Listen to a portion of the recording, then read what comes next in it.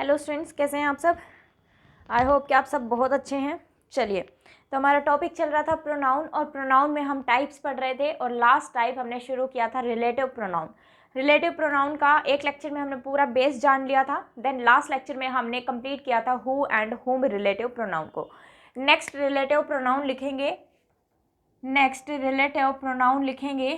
And that is whose. Next relative pronoun लिखेंगे that is whose. ठीक है, अब ध्यान देना स्टूडेंट्स, जो हुज है हमारा प्रोनाउन, ये स्टूडेंट्स प्रोनाउन का काम भी कर सकता है, और ये जो हुज है ये डेटर्मिनर का काम भी कर सकता है। डेटर्मिनर मैं आपको ऑलरेडी समझा चुकी हूँ, एडजेक्टिव का ही पार्ट होता है। ठीक है, एडजेक्टिव का ही पार्ट होता है डेटर्मिनर।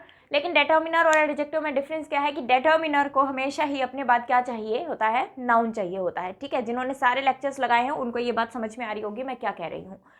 तो हुज जो है वो प्रोनाउन का काम भी कर सकता है और हुज जो है वो डेटर्मिनर का काम भी कर सकता है, लेकिन शर्त क्या है कि उसके बाद क्या होना चाहिए, आपके पास नाउन होना चाहिए। ठीक है, फॉर एग्जाम्पल अगर मैं बात करूं, अगर मैं बोलूं कि दिस इज द गर्ल, और मैंने लिखा and this is the girl and hers is a new book. This is the girl and hers is a new book. ठीक है, दैट मीन्स कि मैं क्या कह रही हूँ कि ये वो लड़की है जिसकी नई किताब है। ठीक है, जिसके पास नई किताब है। दैट मीन्स कि हमेशा ध्यान रखना, हुज जो है स्टूडेंट्स वो पोजेशन दिखाने का काम करता है। हुज किसके लिए यूज होता है, पोजेशन दिखाने का काम करता है। तो ये रिलेटिव प्रोनाउन है और ये क्या शो करेगा, पोजेशन शो करेगा कि किसी चीज पे किसका अधिकार है। ठीक है ना। तो अब ध्यान दो स्टूडेंट्स, मैंने यहाँ पे क्या लिखा है, एक तो पोजेसिव प्रोनाउन लिखा है जो मैं आपको ऑलरेडी कंप्लीट करा चुकी हूँ। पोजेसिव प्रोनाउन लिखा है और एक मैंने कंजंक्शन लिखा है। एक तो मैंने कंजंक्शन लिखा है और एक मैंने पोजेसिव प्रोनाउन लिखा है। अब मैं कुछ ऐसा वर्ड चाहती हूँ जो मुझे पोजेशन भी शो कर दे सेंटेंस में और जो मेरे सेंटेंस को जोड़ भी दे। जो पोजेशन भी शो कर दे सेंटेंस में और जो मेरे सेंटेंस को जोड़ भी दे। मुझे कुछ एक ऐसा वर्ड चाहिए कि दोनों ही काम मेरे एक ही वर्ड कर दे। तो इनको मिला के, पोजेशन भी चाहिए था मुझे, कंजंक्शन भी चाहिए था, तो इनको मिला के मैंने क्या यूज कर लिया, हुज को यूज कर लिया। तो सेंटेंस में क्या लिखूंगी students, this is the girl whose is a new book. This is the girl whose is a new book. ये वो लड़की है जिसकी एक नई किताब है। ठीक है ना। तो दैट मीन्स कि ये जो whose है, ये whose है स्टूडेंट्स, ये किसको रिप्रेजेंट कर रहा है, इस गर्ल को रिप्रेजेंट कर रहा है पहली बात तो। लेकिन इस गर्ल को रिप्रेजेंट ना करके ये इसके पोजेशन को रिप्रेजेंट कर रहा है कि इसके पास क्या है, किताब है। इसके पास क्या है स्टूडेंट्स, किताब है।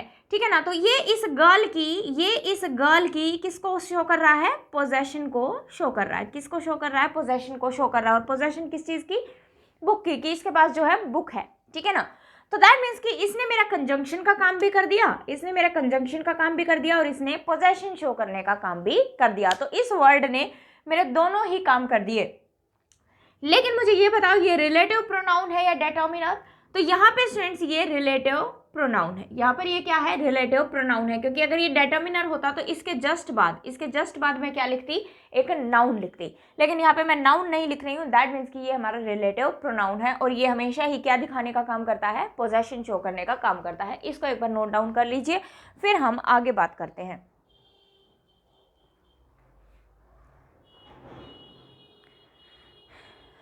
Clear students. चलिए, तो जो हम ये पोजेशन की बात कर रहे हैं, ये पोजेशन की बात जो कर रहे हैं कि ये पोजेशन दिखाएगा, तो ये जो पोजेशन दिखाने की बात है स्टूडेंट्स, ये आपकी सिंगुलर भी हो सकती है पोजेशन और ये प्लूरल को भी शो कर सकता है। दोनों ही पोजेशन को आपको शो कर सकता है ये। ठीक है, फॉर एग्जाम्पल अगर मैं बोलूँ, ध्यान से देखना सेंटेंस को, अगर मैं बोलूँ कि दिस इज द बॉय, अब मैं एंड वाला सेंटेंस नहीं लिख रही हूँ क्योंकि आपको समझ में आ गया है कि पोजेशन दिखाने के लिए हम क्या कर रहे हैं, हुज को यूज कर रहे हैं। Whose is our new books. This is the boy whose is our new books. तो दैट मीन्स मैं क्या कह रही हूँ कि ये वो लड़का है जिसके पास नई किताबें हैं। ठीक है। तो मैं अगर बात करूं हुज, यहाँ पे प्रोनाउन है या डेटर्मिनर, तो बिल्कुल प्रोनाउन है क्योंकि इसके बाद मैं कोई भी नाउन नहीं लिख रही हूँ। दूसरा, हमें ये पता है कि हुज हमेशा ही क्या दिखाने का काम करता है, पोजेशन दिखाने का काम करता है। तो ये प्रोनाउन है तो एक नाउन को रिप्रेजेंट कर रहा होगा, लेकिन ये पोजेशन दिखाता है तो ये इस बॉय की क्या दिखा रहा है, पोजेशन। और वो पोजेशन क्या है, न्यू बुक्स। वो पोजेशन क्या है, न्यू बुक्स। अब मुझे बताइए ये जो पोजेशन है इसकी, ये सिंगुलर है या प्लूरल। तो हमें दिख रहा है यहाँ पे मैंने अब बुक की जगह क्या लिखा है, बुक्स लिखा है। दैट मीन्स की प्लूरल है। प्लूरल है तो वर्ब भी हमारी कैसी यूज होगी, प्लूरल यूज होगी, क्योंकि अब जो ये हुज है वो जो पोजेशन दिखा रहा है वो हुज कैसी पोजेशन दिखा रहा है, प्लूरल पोजेशन दिखा रहा है। और प्लूरल पोजेशन दिखा रहा है तो हमें वर्ब भी कैसी लगानी पड़ेगी स्टूडेंट्स, वर्ब भी हमें प्लूरल ही यूज करनी पड़ेगी। तो हमें सेंटेंस में ये चेक करना पड़ेगा वर्ब के लिए कि जो हमें पोजेशन गिवन है वो सिंगुलर गिवन है या प्लूरल गिवन है। तो मैंने जब अ न्यू बुक लिखा था तो मैंने वर्ब को सिंगुलर किया था, और जब मैंने न्यू बुक्स लिखा दैट मीन्स पोजेशन हमारी प्लूरल हो गई, तो वर्ब भी हमें कैसे यूज करनी पड़ेगी, प्लूरल यूज करनी पड़ेगी। ठीक है, समझ में आया, इसको नोट डाउन कर लीजिए। तो हमें ये तो पहचानना आ गया कि हुज जो है वो पोजेशन को दिखाता है, और हुज क्या करता है, आपका डेटर्मिनर भी हो सकता है। अब नेक्स्ट चीज देखेंगे कि ये डेटर्मिनर का काम कैसे करता है, ये डेटर्मिनर का काम कैसे करता है। तो आई थिंक ये आपने नोट डाउन कर लिया होगा, मैं इसको रब कर देती हूँ। चलिए, तो अगर मैं आपको बोलूं this is the girl and her car is new. जिसने पार्ट्स ऑफ स्पीच से लेके सारे लेक्चर्स लगाए हैं उनको ये चीज़ इजीली समझ में आ रही होगी। जो डायरेक्ट आज का लेक्चर देख रहे हो पहले अपने पहले के सारे लेक्चर्स कंप्लीट कर लेना, तभी आज का लेक्चर आप बेहतर समझ पाएंगे। ठीक है, तो मैंने लिखा this is the girl and her car is new. ठीक है, तो हमें दिख रहा है कि मैंने एक तो क्या यूज़ किया है, कंजंक्शन यूज़ किया है। एक तो मैंने कंजंक्शन यूज़ किया है और एक मैंने यहाँ पे पोजेसिव एडजेक्टिव यूज़ किया है। पोजेसिव एडजेक्टिव क्यों कह रही हूँ, क्योंकि इसके बाद मैं किसको लिख रही हूँ, नाउन को लिख रही हूँ। इसको मैं क्या लिख रही हूँ, नाउन को लिख रही हूँ। और जब हम एक पोजेशन के बाद नाउन लगाते हैं तो आपको नहीं लगता कि ये डेटर्मिनर है, क्योंकि हर एक खाली कोई भी सेंस नहीं देगा। अगर मैं यहाँ से कार को हटा दूँ तो ये कोई भी सेंस यहाँ पर नहीं देगा। हर इज न्यू, हमें बताना पड़ेगा क्या चीज़ नहीं है। तो दैट मीन्स कि यहाँ पे मैं हर को क्या बोल सकती हूँ, डेटर्मिनर बोल सकती हूँ। अब मुझे एक ऐसा वर्ड चाहिए जो मेरे डेटर्मिनर का काम भी कर जाए और जो मेरे कंजंक्शन का काम भी कर जाए, दोनों का काम कर जाए। तो ऐसा कोई वर्ड चाहिए मुझे। तो हमें यहाँ पे पोजेशन भी दिखानी है और मुझे कंजंक्शन भी शो करना है। ठीक है, दैट मीन्स कि मैं यहाँ पे क्या लिख सकती हूँ, this is the girl whose car is new. This is the girl whose car is new. तो ये वो लड़की है जिसकी गाड़ी जो है वो नई है, जिसकी गाड़ी जो है वो नई है। तो अब मुझे पार्ट्स ऑफ स्पीच बताइए स्टूडेंट्स हुज की। तो हुज यहाँ पे रिलेटिव प्रोनाउन है या डेटर्मिनर है। तो यहाँ पे मुझे हुज के बाद क्या लिखा हुआ दिख रहा है, एक नाउन लिखा हुआ दिख रहा है। और हुज के बाद मैंने अगर नाउन लिख दिया है तो स्टूडेंट्स अब ये डेटर्मिनर है, अब ये आपका प्रोनाउन नहीं है। तो यहाँ पे जो हुज है वो किसका काम कर रहा है, डेटर्मिनर का। तो कोई भी ऐसा सेंटेंस जब हुज के बाद आपको एक नाउन दिखे तो वो डेटर्मिनर का काम करेगा, और जब हुज के बाद एक नाउन नहीं आ रहा है आपके पास दैट मीन्स कि वो रिलेटिव प्रोनाउन का काम कर रहा है। और ये चीज़ हमेशा दिमाग में रखना कि हुज जो है हमेशा ही क्या शो करता है, पोजेशन शो करता है। क्लियर है, इसको नोट डाउन कर लीजिए, फिर हम आगे की बात करते हैं।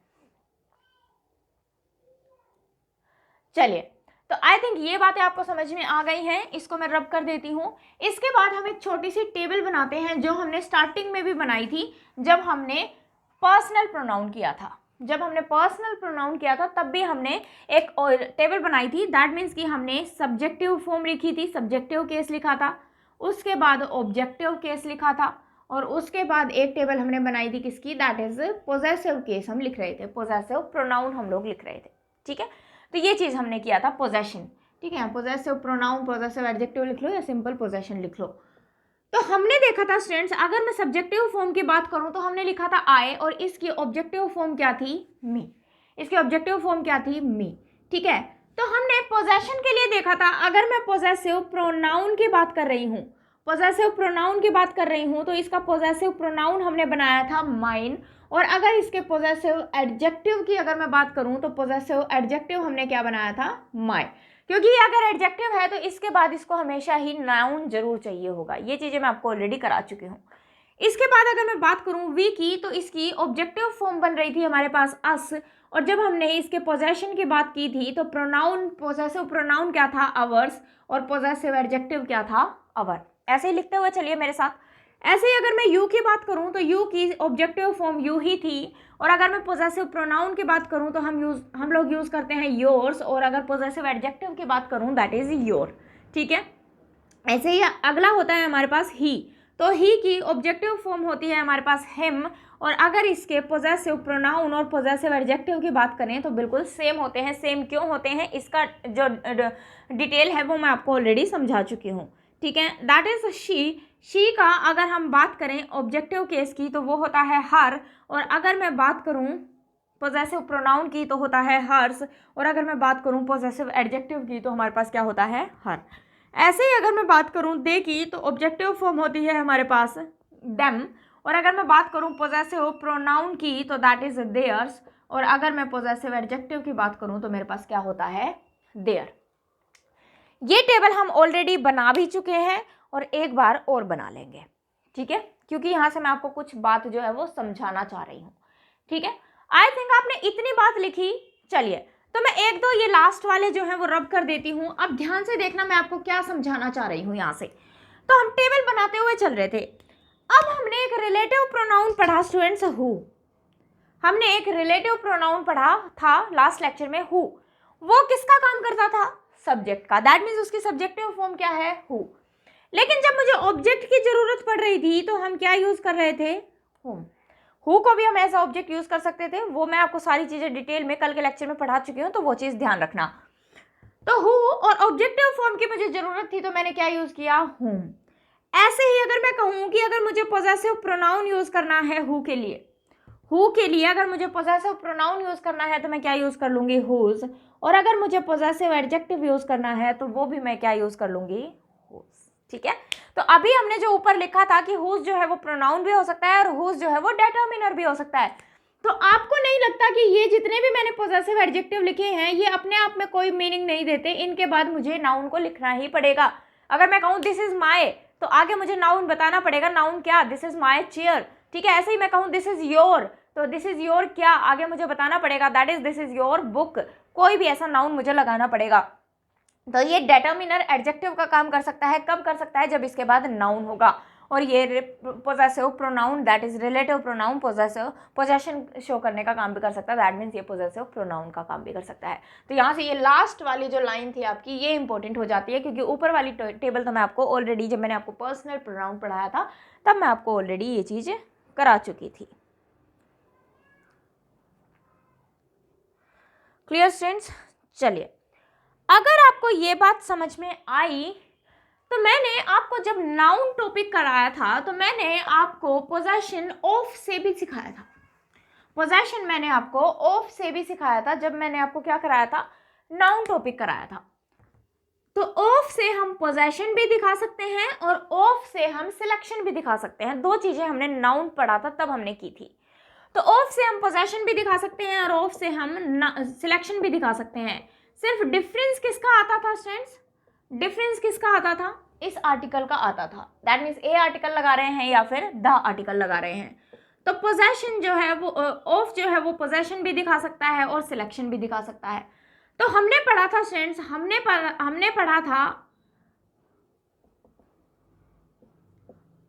पढ़ा था कि जब हम आर्टिकल द लगा रहे हैं तो तब ये क्या दिखाता है, पोजेशन। तब ये क्या दिखाता है, पोजेशन। दैट मीन्स कि मुझे यहाँ पे इस नाउन की पोजेशन लिखनी पड़ेगी। ये चीजें मैं आपको डिटेल में करा चुकी हूँ, ये मत सोचना जो डायरेक्ट आज का लेक्चर देख रहे हो कि ये हमें पता नहीं मैम क्या करा रही है। नाउन में मैंने इन पे पूरा लेक्चर लगाया है, तो वहां से आप पहले इसको देखने से पहले नाउन को कंप्लीट कर लेना। तो एक सीक्वेंस में इस सीरीज को एक सीरीज में ही देखो, एक सीक्वेंस में ही देखो, तभी चीजें आपको बेहतर समझ में आएंगी, क्योंकि मैं उसी तरीके से चीज़ें करा रही हूँ। ऐसा नहीं है कि ये यूट्यूब चैनल है, ठीक है, मतलब कोई भी टॉपिक उठाया चलो वीडियो डाल दो, बच्चे देखेंगे तो देख लेंगे, नहीं देखेंगे तो भी कोई फर्क नहीं पड़ता। वो चीज़ें नहीं चल रही हैं यहाँ पे चीज़ें जो है एक सीक्वेंस में, एक रूटीन में चल रही हैं। तो आपको उसी सीरियसनेस के साथ उसी रूटीन में पढ़ना है आपको, ठीक है ना। ऐसा नहीं है कि कोई भी टॉपिक उठाया चलो वीडियो बनाई और डाल दिया, वो चीज़ नहीं हो रही है यहाँ पे। तो एक सीक्वेंस में ही आप चीज़ें देखोगे तो बेहतर समझ में आएगी। तो दैट मीन्स कि मुझे यहाँ पे इस नाउन का पोजेशन लिखना पड़ेगा। जब मैंने क्या लगाया है, आर्टिकल द, तो दैट मीन्स ये वाला जो ऊपर वाला स्ट्रक्चर लिखा है मैंने, ये किसको शो कर रहा है? पोजेशन को शो कर रहा है जब मैंने ऑफ लगाया है। लेकिन जब मैंने आर्टिकल ए लगाया है तो दैट मीन्स कि मुझे यहाँ पे ऑब्जेक्टिव केस चाहिए। ये सिलेक्शन को दिखा रहा है। ये किसको दिखा रहा है? सिलेक्शन को दिखा रहा है। तो दैट मीन्स जब मुझे सिलेक्शन को दिखाना है तो यहाँ मैं ऑब्जेक्टिव केस लिखती हूँ, और जब मुझे पोजेशन दिखाना है, आर्टिकल दा लगाया है तो मुझे पोजेशन दिखाना है, तो मुझे वहाँ क्या लिखना है? पोजेसिव केस लिखना है। ये बात समझ में आई?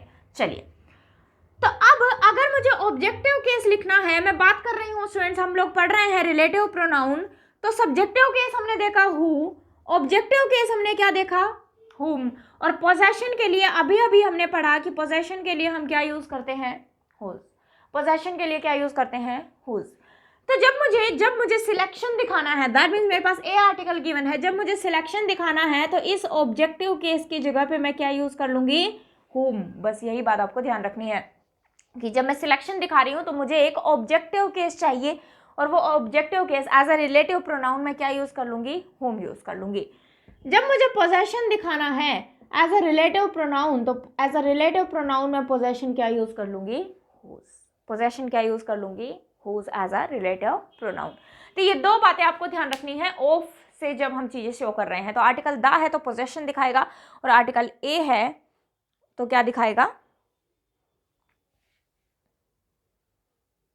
पोजेशन दिखाएगा। ठीक है,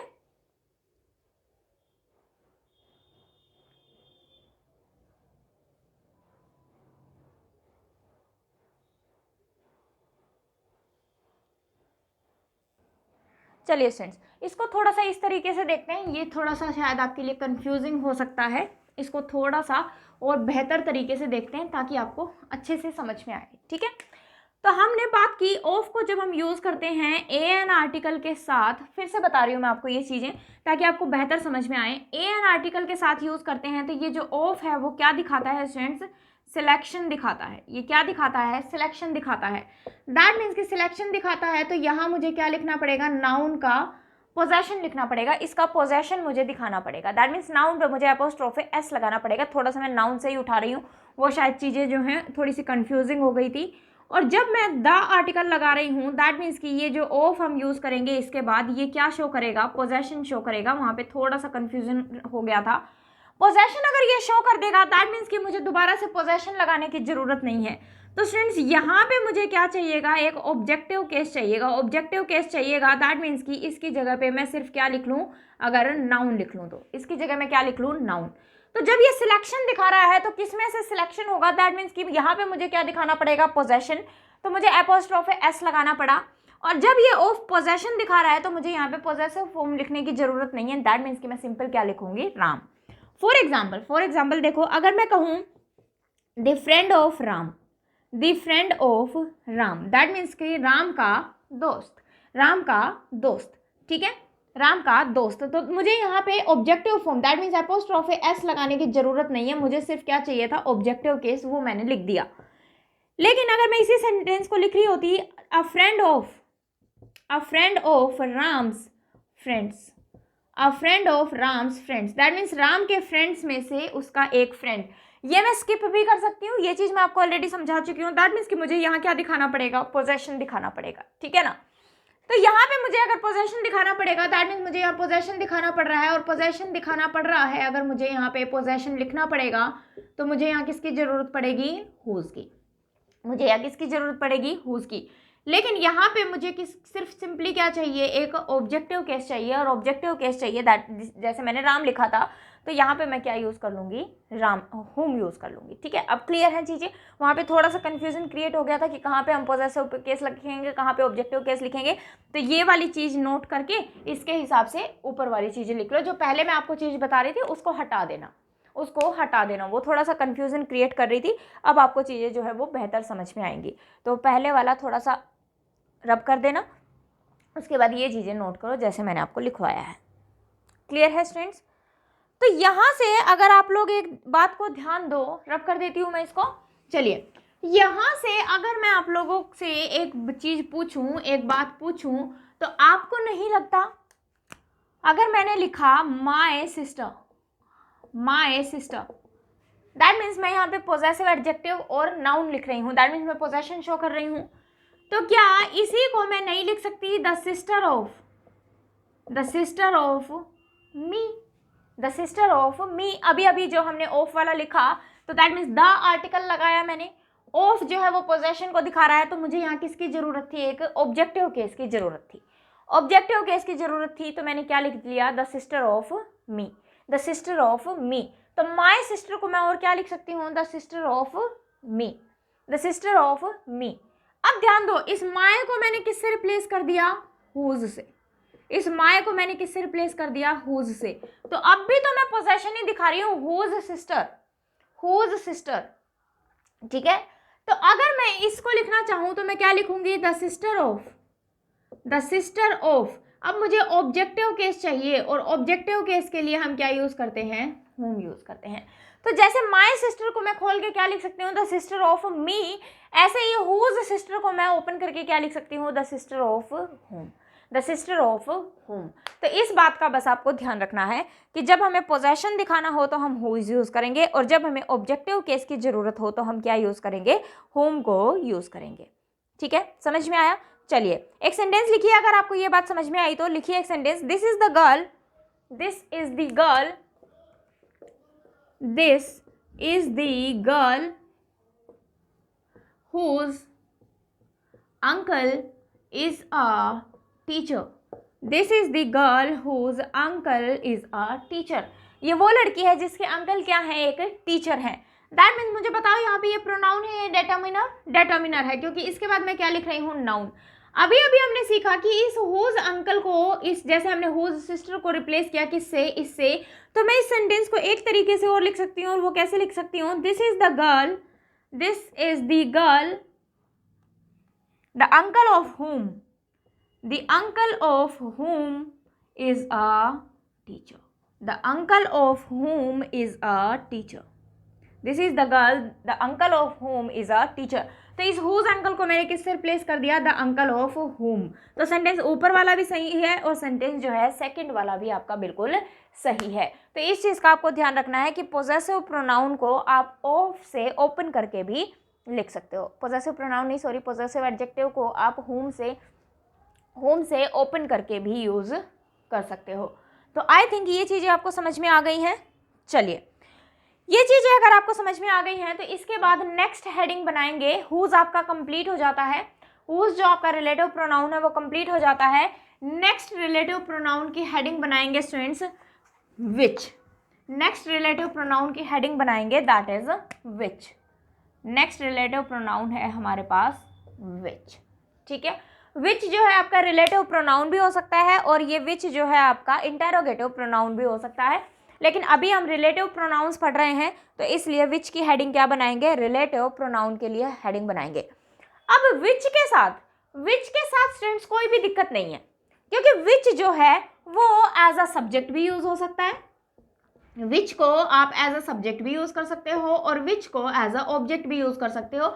ये सबसे आसान रिलेटिव प्रोनाउन होता है, सबसे आसान रिलेटिव प्रोनाउन होता है, क्योंकि इसका हु और हुम की तरह कोई झंझट नहीं है कि मुझे सिर्फ सब्जेक्ट ही बनना है, मुझे सिर्फ ऑब्जेक्ट ही बनना है, नहीं। इसको चाहे सब्जेक्ट की तरह यूज करो सेंटेंस में, चाहे ऑब्जेक्ट की तरह यूज करो, ये फ्री है, ठीक है।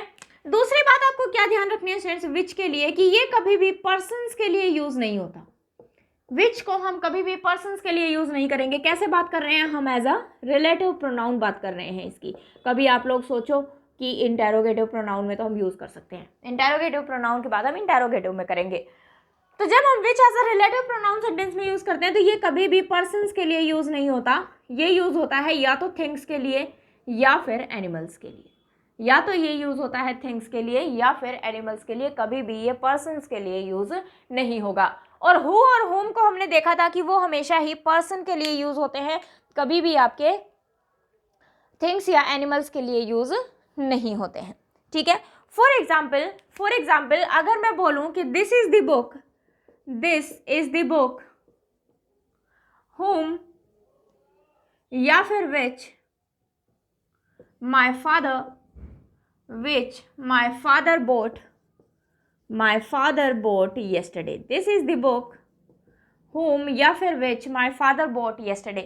तो मैं कह रही हूँ दिस इज द बुक। अब मुझे मुझे यहाँ पे रिलेटिव प्रोनाउन किसके लिए चाहिए, क्योंकि हमें पता ही है रिलेटिव क्लोज बनाएगा, आगे रिलेटिव क्लोज बनाएगा तो वो जस्ट एंटीसीडेंट के बाद आता है। तो अगर मैं बोलूँ ये जो रिलेटिव प्रोनाउन यहाँ पे यूज होना है, ये किस किस एंटीसीडेंट का आएगा, इसका बुक का। तो बुक पर्सन है या थिंग्स है, तो थिंग्स है ये, तो इसके लिए होम तो कभी भी नहीं आ सकता।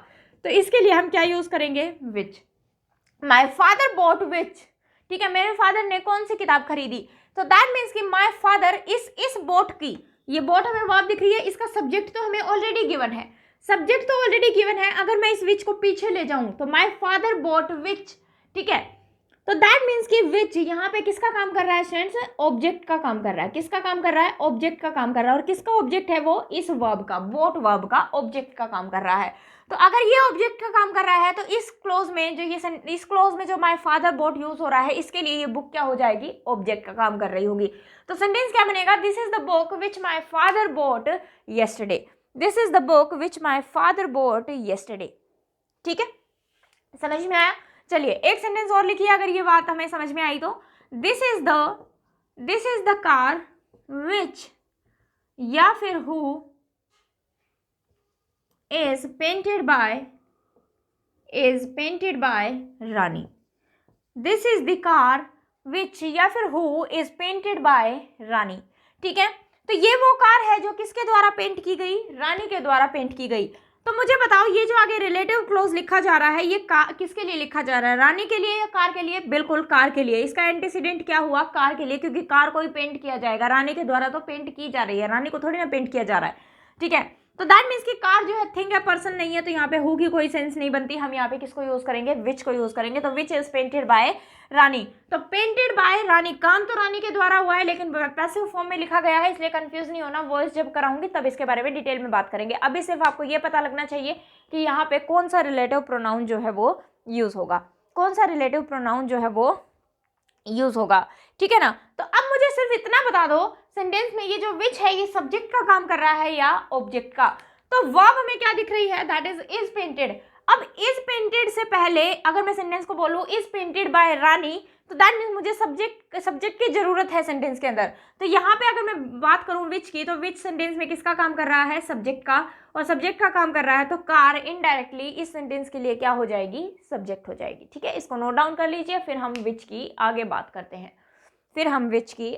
करते हैं, इतना नोट डाउन कर लीजिए।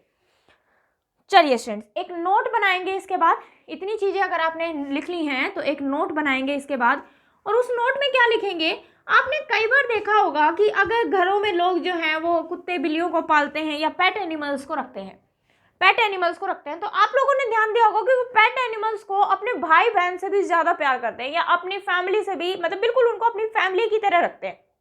ठीक है, तो जब हम बिल्कुल फैमिली की तरह रखते हैं पेट एनिमल्स को, किसकी बात हो रही है यहाँ पे, पेट एनिमल्स की, नोट में बनाएंगे पेट एनिमल्स की।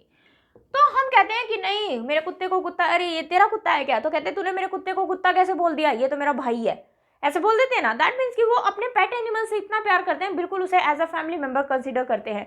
तो वो कहते हैं मेरे कुत्ते को कुत्ता मत बोल। तो दैट मीन्स कि पेट एनिमल्स का वो क्या कर देते हैं, पर्सोनिफिकेशन। और नाउन में मैंने आपको ऑलरेडी सिखाया पर्सोनिफिकेशन क्या होता है।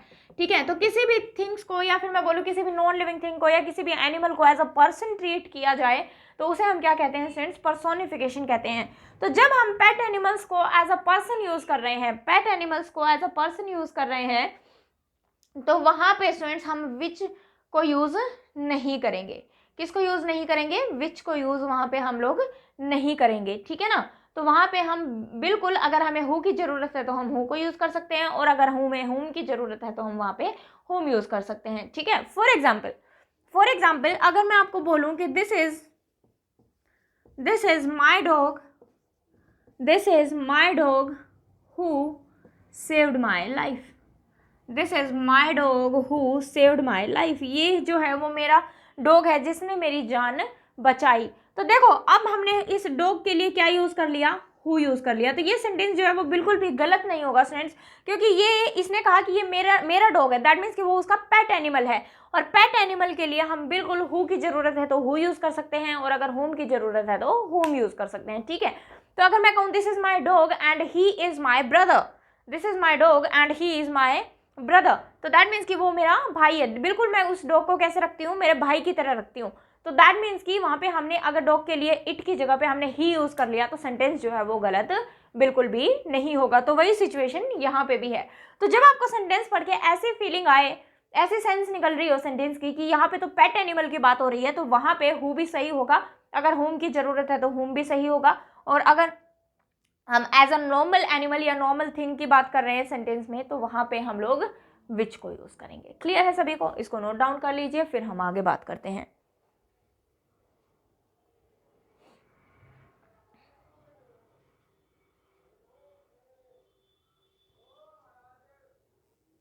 चलिए स्टूडेंट्स, इसके बाद जो नेक्स्ट कॉन्सेप्ट आता है विच का, वो हमने जो हु और हुम में पढ़ा था कि कब हम प्रीपोजिशन को यूज़ करेंगे, कब हम प्रीपोजिशन को यूज़ नहीं करेंगे, वो सारी चीज़ें यहाँ पे भी हैं।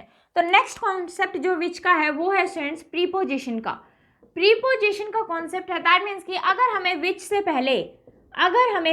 पहले प्रीपोजिशन की जरूरत है तो बिल्कुल हम प्रीपोजिशन को लगा सकते हैं, क्योंकि हमने अभी शुरू में ही पढ़ा कि ये सब्जेक्ट का काम भी कर सकता है और आपके ऑब्जेक्ट का काम भी कर सकता है। तो अगर ये दोनों तरीके से काम कर सकता है तो दैट मीन्स जब हमें इससे पहले प्रीपोजिशन की जरूरत है तो दैट मीन्स कि ये किसका काम कर रहा होगा? ऑब्जेक्ट का काम कर रहा होगा। तो विच के साथ कोई भी ऐसी दिक्कत हमारे पास नहीं है। ठीक है, फॉर एग्जाम्पल अगर मैं बोलूं कि this is the chair, this is the chair, this is the chair which we bought yesterday, this is the chair which we bought yesterday। ठीक है, ये वो चेयर है जिसको हमने कल खरीदा। तो मुझे बताओ we bought which, that means कि we bought chair, which chair? This chair. ठीक है, तो दैट मीन्स कि वी बोट, इस बोट का सब्जेक्ट हमें ऑलरेडी गिवन है, तो दैट मीन्स इस बोट का ये विच क्या है, अगर हम इसको पीछे लेके जाते हैं बिल्कुल हमारे पास मीनिंग आता है। तो दैट मीन्स कि ये विच जो है किसका काम कर रहा है? ऑब्जेक्ट का। और ये विच रिप्रेजेंट किसको कर रहा है? इस चेयर को। दैट मीन्स कि इनडायरेक्टली ये चेयर इस सेंटेंस का क्या, इस रिलेटिव क्लॉज का क्या है? ऑब्जेक्ट है। तो अगर मैं लिखूं वी बोट द चेयर, विच को हम पीछे ले गए, मैंने लिखा वी बोट विच को मैंने किससे रिप्लेस कर दिया? द चेयर से रिप्लेस कर दिया। तो मुझे बताओ क्या इस बोट और चेयर के बीच में रिलेशन बताने के लिए हमें किसी प्रीपोजिशन की जरूरत है? नहीं, सेंटेंस हमारा पूरा बन रहा है वी बोट द चेयर, हमने चेयर खरीदी। ठीक है, तो दैट मीन्स कि यहाँ पे हमें कोई भी जरूरत नहीं थी प्रीपोजिशन की। नो नीड ऑफ प्रीपोजिशन, यहाँ पे हमें कोई भी प्रीपोजिशन की जरूरत नहीं थी। और प्रीपोजिशन की जरूरत नहीं थी तो यहाँ पे भी हम कोई प्रीपोजिशन का यूज नहीं करेंगे। इसको नोट डाउन कर लीजिए, फिर हम आगे बात करते हैं। स्टूडेंट्स, कहीं पे भी कोई भी डाउट आ रहा हो तो मुझे कमेंट सेक्शन में कमेंट करके बताएंगे जरूर, और अगर समझ आ भी रहा है तो भी मुझे कमेंट सेक्शन में जरूर बताएंगे कि चीज़ें जो है वो आपको क्लियर हो रही हैं या नहीं। ठीक है, चलिए एक सेंटेंस और लिखिए। अगर मैं बोलूँ आई रिमेंबर द डेट, लिखिए एक और sentence, I remember the date which they got married, ठीक है, चलिए अब हमें पहली बात तो ये पता करना है कि ये विच जो है सब्जेक्ट का काम कर रहा है या ऑब्जेक्ट का काम कर रहा है। तो अगर हम चेक करें तो ये हमें वर्ब दिख रही है गॉट। अब इसका सब्जेक्ट तो हमें ऑलरेडी गिवन है, तो दैट मीन्स कि गोट क्या कहते हैं यहाँ पे, गोट मैरिड पूरा ही ले लेते हैं हम लोग, क्योंकि ये हम उसमें सीखेंगे वर्ब जब मैं आपको कराऊंगी। डिलेक्सिकल वर्ब होती हैं हमारी, पॉजिटिव वर्ब होती हैं, वो सभी चीज़ें होती हैं, तो वो हम वहाँ पे जानेंगे। तो अगर मैं बोलूँ गोट मैरिड तो दैट मीन्स कि ये जो दे है वो सब्जेक्ट हो गया। तो दैट मीन्स कि मुझे क्या चाहिए यहाँ पे? एक ऑब्जेक्ट चाहिए। तो इस सेंटेंस जो विच है वो पीछे ले जाओ। तो अगर मैं बोल रही हूँ दे गोट मैरिड विच, ठीक है, इस तरीके से हमने सेंटेंस को लिख दिया। अब ये जो विच है वो किसको रिप्रेजेंट कर रहा है स्टूडेंट्स? डेट को रिप्रेजेंट कर रहा है। तो इस विच को मैंने किससे रिप्लेस कर दिया? डेट से रिप्लेस कर दिया। अब मैं कह रही हूँ they got married the date, क्या उन्होंने डेट से शादी की, तारीख से शादी की? ये तो सेंटेंस वो हो गया कि तारीख से शादी की उन्होंने, कोई सेंस हमें नहीं आती। तो हम कह रहे हैं कि मुझे वो तारीख याद है जिस तारीख पे उन्होंने शादी की, जिस डेट को उन्होंने शादी की, वो डेट मुझे याद है। तो दैट मीन्स कि मुझे इनको रिलेट करने के लिए एक प्रीपोजिशन की जरूरत है। इनको रिलेट करने के लिए मुझे एक प्रीपोजिशन की जरूरत यहाँ पर है, और प्रीपोजिशन की जरूरत यहाँ पे है तो मुझे एक प्रीपोजिशन यहाँ पे लगाना पड़ेगा on the date. They got married on the date, वो डेट चाहे कोई भी रही हो।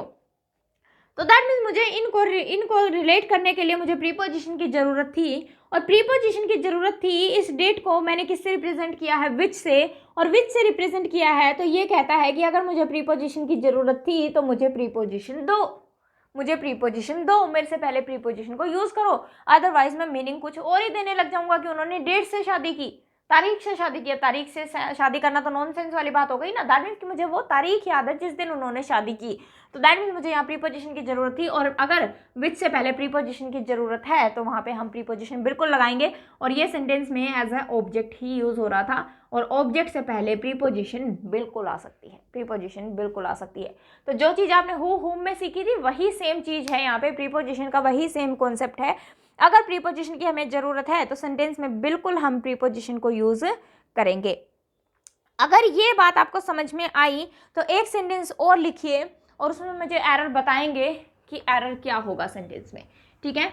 तो फॉर एग्जाम्पल अगर मैं आपको बोलूँ, एक सेंटेंस और लिखिए, अगर मैं आपको बोलूँ कि this is the hotel, this is the hotel which they stayed, which they stayed. बताइए मुझे, क्या यहाँ हम हु या हुम यूज कर सकते हैं? नहीं, क्योंकि ये किसका एंटीसीडेंट क्या है इसका, होटल। तो यहाँ पे होटल की बात हो रही है, और होटल की बात हो रही है तो होटल तो एक थिंग है, कोई भी प्लेस का नाम है, ठीक है ना, किसी उस चीज का नाम है। तो दैट मीन्स पर्सन की बात यहाँ नहीं हो रही, तो हम हु और हुम यहाँ पे यूज नहीं करेंगे। अब वापस से वही बात है, दे स्टेड। अब स्टेड, स्टेड का सब्जेक्ट तो हमें गिवन है दे, तो दैट मीन्स कि विच को पीछे ले जाओ, दे स्टेड विच। अब विच को किससे रिप्लेस किया गया है, विच किसके लिए यूज हुआ है, किसको रिप्रेजेंट कर रहा है, होटल को। तो हमने बोला दे स्टेड दी होटल।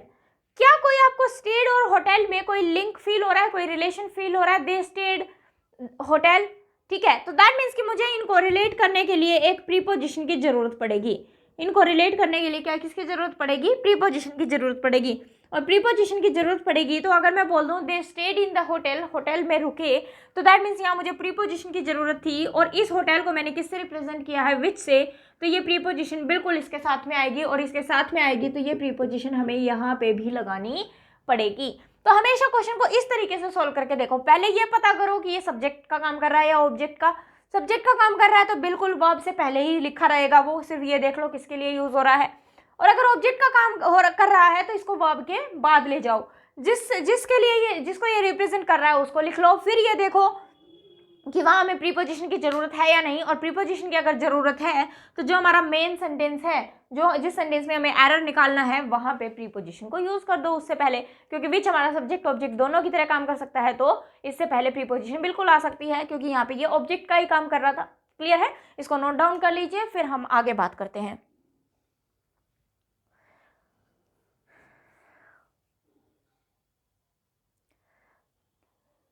चलिए स्टूडेंट्स, तो आई थिंक ये इतनी बातें आपको समझ में आई। तो ये था आपका प्रीपोजिशन का कॉन्सेप्ट विच के अंदर। इसके बाद अगर मैं बात करूं स्टूडेंट्स, तो अभी तक हम बात कर रहे हैं एंटीसीडेंट, एंटीसीडेंट, एंटीसीडेंट, ठीक है। लेकिन कई बार हमें ऐसी स्टेटमेंट या ऐसा क्लोज गिवन होता है कि जो रिलेटिव प्रोनाउन हमें यूज करना होता है ना, वो उस पर्टिकुलर एंटीसीडेंट के लिए यूज ना होके पूरे स्टेटमेंट या पूरे क्लोज के लिए ही वो रिलेटिव प्रोनाउन यूज हो रहा होता है। क्यों? क्योंकि अगर मैं पर्टिकुलर उसका एंटीसीडेंट देखूंगी तो हमें कोई मीनिंग ही नहीं आता, वहां पे मीनिंग नहीं आता। तो दैट मीन्स कि जब हमें एंटीसीडेंट के साथ मीनिंग ना आ रहा हो तो एक बार हम ये देखेंगे कि कहीं पे वो पूरे स्टेटमेंट या क्लोज के लिए तो एंटीसीडेंट यूज नहीं हो रहा है। और जब आपकी पूरी स्टेटमेंट, ध्यान रखना स्टूडेंट, जब आपकी पूरी स्टेटमेंट या फिर क्लोज के लिए हमें रिलेटिव प्रोनाउन को यूज करना पड़ रहा है तो उसके लिए हम रिलेटिव प्रोनाउन हमेशा ही विच यूज करेंगे। ये सभी लिख लो आप लोग, ये सारी चीजें आप लिख लो यहाँ पे कि इनमें से कुछ भी यूज नहीं होगा, सिर्फ और सिर्फ आपका क्या यूज होगा, विच। कब? जब पर्टिकुलर एंटीसीडेंट के लिए ये रिलेटिव क्लॉज यूज ना होके पूरे स्टेटमेंट और पूरे क्लॉज के लिए जो है वो आगे वाला रिलेटिव क्लॉज यूज हो रहा हो, उस केस में हम हमेशा ही रिलेटिव प्रोनाउन विच यूज करेंगे और कोई भी रिलेटिव प्रोनाउन आपका वहां पे यूज नहीं होगा, ठीक है। फॉर एग्जाम्पल अगर मैं बोलूं कि he killed the animals which is a criminal act. He killed the animals which is a criminal act. अब हमें ये तो समझ में आ गया कि ये है हमारा relative close which is a criminal act. इसमें हमें रिलेटिव प्रोनाउन क्या दिख रहा है स्टूडेंट्स? विच। अब हमारे दिमाग में क्या आता है? एनिमल्स आ रहा है इसलिए विच है।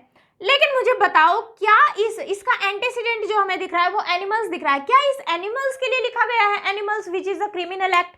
क्या आप मतलब जो हमारे पशु है वो क्रिमिनल एक्ट है? नहीं, कोई भी सेंस हमें नहीं आ रही। तो दैट मीन्स कि ये जो विच है या फिर मैं बोलूँ ये रिलेटिव प्रोनाउन या फिर ये रिलेटिव क्लॉज जो है वो खाली एनिमल्स के लिए यूज नहीं हो रहा। एनिमल्स के लिए यूज नहीं हो रहा तो हमारे दिमाग में आता है क्या पता ये ही के लिए आ रहा हो, क्योंकि जस्ट आफ्टर एंटीसीडेंट के जस्ट आफ्टर रिलेटिव क्लॉज लिखा जाता है ना। तो चलो हमने एनिमल्स के लिए तो चेक कर लिया, एक बार किसके लिए चेक करते हैं? ही के लिए और चेक करते हैं। ही के लिए अगर हम चेक करें तो he which is a criminal act. He क्या है? क्रिमिनल एक्ट है? नहीं, इसकी भी हमें कोई भी सेंस नहीं आती है और इसकी भी हमें कोई भी सेंस नहीं आ रही। दैट मीन्स कि ये रिलेटिव क्लॉज ना तो यहाँ आ सकता और ना ही ये रिलेटिव क्लॉज एनिमल्स के लिए यूज हो रहा है। तो दैट मीन्स कि ये जो काम किया इसने, ये पूरा जो स्टेटमेंट है, पूरा जो क्लोज है, ये जो काम किया ये क्रिमिनल एक्ट है। तो दैट मीन्स पूरे स्टेटमेंट या फिर पूरे क्लोज के लिए, पूरे स्टेटमेंट या फिर पूरे क्लोज के लिए ये रिलेटिव क्लोज लिखा गया है। तो जब पूरे स्टेटमेंट या पूरे क्लोज के लिए कोई रिलेटिव क्लोज लिखा जाए तो वो हमेशा ही विच से ही स्टार्ट होगा। वहां पे ना आप हु लगा सकते हो, ना होम लगा सकते हो, और ना ही दैट तो मैंने अभी पढ़ा भी नहीं है। तो आपको सिर्फ ये ध्यान रखना है कि जब पूरे स्टेटमेंट या पूरे क्लोज के लिए कोई रिलेटिव प्रोनाउन हमें यूज करना हो तो वो हमेशा ही विच यूज होगा। ठीक है, चलिए एक सेंटेंस और लिखिए अगर आपको ये समझ में आया तो। ही सेज दैट, ही लिखिए एक sentence. He says that, he says that she is a good teacher which is not true. He says that she is a good teacher which is not true. ठीक है, तो एक close हमें ये दिख रहा है he says that, he says, एक क्लोज हमें दिख रहा है that she is a good teacher और एक क्लोज हमें दिख रहा है which is not true। तो रिलेटिव प्रोनाउन हमारा यहाँ पे यूज हो रहा है, दैट मीन्स ये रिलेटिव क्लोज है। अब हमें ये चेक करना कि ये आखिरकार है किसके लिए। तो अगर ये यहाँ लिखा गया है तो इसका एंटीसीडेंट क्या है? टीचर। तो हम कह रहे हैं teacher which is not true, teacher जो कि सही नहीं है। क्या ऐसी कुछ कह रहे हैं हम लोग? नहीं। तो दैट मीन्स कि ये टीचर के लिए यूज नहीं हुआ है। She which is not true, कोई सेंस नहीं आती। ही विच इज नॉट ट्रू, कोई सेंस नहीं आती। तो दैट मीन्स कि अगर मैं बात करूं तो ये जो पूरा क्लोज लिखा गया है, ये जो पूरा क्लोज लिखा गया है वो इस पूरी बात के लिए लिखा गया है that she is a good teacher, she is a good teacher. ठीक है, या फिर मैं बोलूं he says that she is a good teacher, पूरे क्लोज के लिए आपके लिखा गया है कि विच इज नॉट ट्रू, वो बात सही नहीं है। तो पूरे क्लोज के लिए लिखा जा रहा है और देखो सेंटेंस में सारी जगह पर्सन ही यूज हो रहे हैं, फिर भी हम क्या यूज कर रहे हैं? विच यूज कर रहे हैं। तो इस बात का आपको स्पेशली ध्यान रखना है कि जब पूरे स्टेटमेंट या पूरे क्लोज के लिए अगर आपका रिलेटिव क्लोज आ रहा है तो वहां पे रिलेटिव प्रोनाउन आपका हमेशा ही विच यूज होगा। इसको एक बार नोट डाउन कर लीजिए, फिर हम बात करते हैं आगे। ठीक है, तो she is a good teacher इस पूरे क्लोज के लिए ही यूज हो रहा है which is not true, which is not true. Clear students? चलिए इसके बाद इतनी चीजें आपको क्लियर हुई तो अब विच में हम बात करते हैं पोजेशन की, क्योंकि जब हमने पर्सन्स का पोजेशन दिखाया स्टूडेंट्स, पर्सन्स का पोजेशन दिखाया तो हमने क्या यूज कर लिया?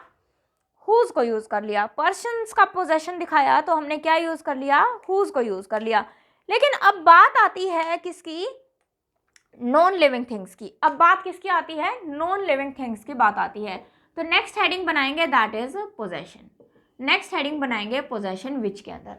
तो हमने एक चीज ऑलरेडी सीख ली है कि जब हम बात करते हैं पोजेशन, पीपल के पोजेशन की, तो हमने क्या यूज कर लिया? हुज यूज कर लिया। ठीक है, उसके बाद हमने नाउन को यूज कर लिया और इसको हमने किससे खोल दिया था? द प्लस में नाउन, प्लस में ऑफ, प्लस में ऑब्जेक्टिव केस की हमें जरूरत थी तो हमने क्या यूज कर लिया? होम यूज कर लिया। ये चीज मैं आपको ऑलरेडी पढ़ा चुकी हूँ। हुज प्लस में noun equal to the plus में नाउन प्लस में ऑफ प्लस में होम। समझ में आया? Clear students? इस चीज को लिख लीजिए। चलिए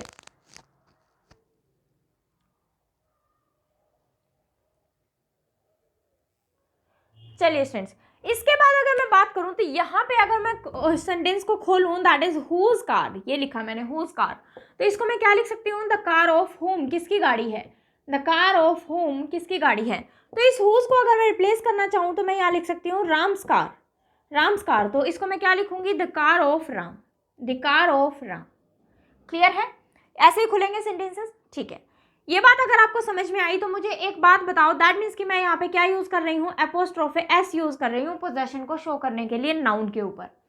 लेकिन जब हम नाउन पढ़ रहे थे तो हमने एक बात सीखी थी कि जब हम बात करते हैं नॉन लिविंग थिंग्स की, जब हम किसकी बात करते हैं, नॉन लिविंग थिंग्स की, तो नॉन लिविंग थिंग्स पे हम कभी भी एपोस्ट्रोफे एस यूज नहीं कर सकते।